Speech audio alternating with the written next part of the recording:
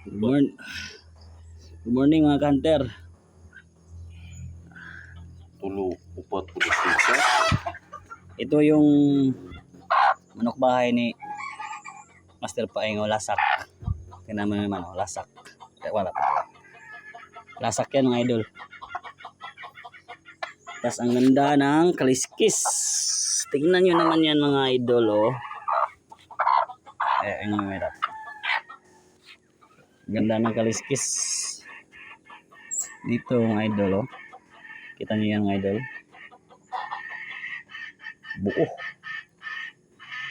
Buo dito mga idol oh.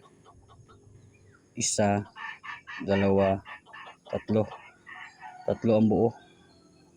Sa kabila naman apat ang buo mga idol.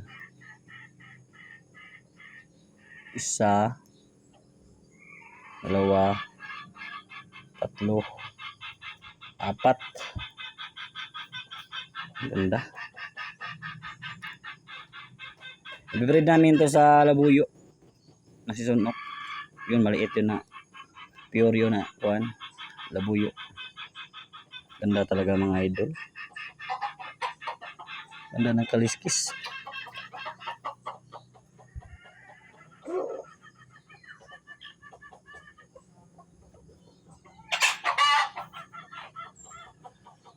Ang tawag sa inyo ito mga kanter, no? No? Buo, apat na buo yan, no? Isa, dalawa, tatlo, apat.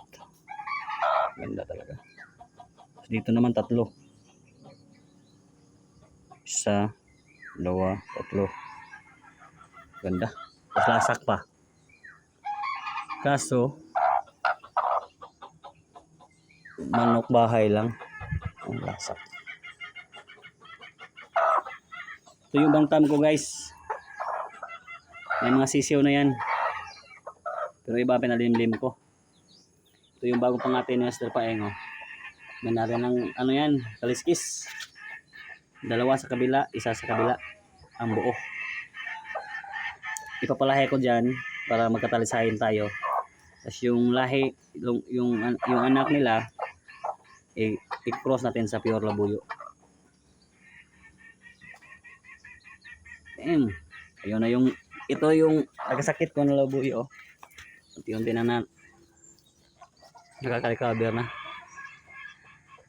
Kala ko hindi na ito makaka-recover. Until 500 lang ginamit ko. Tatlong until 500. Then sirens yung gamit ko sa pagkain niya.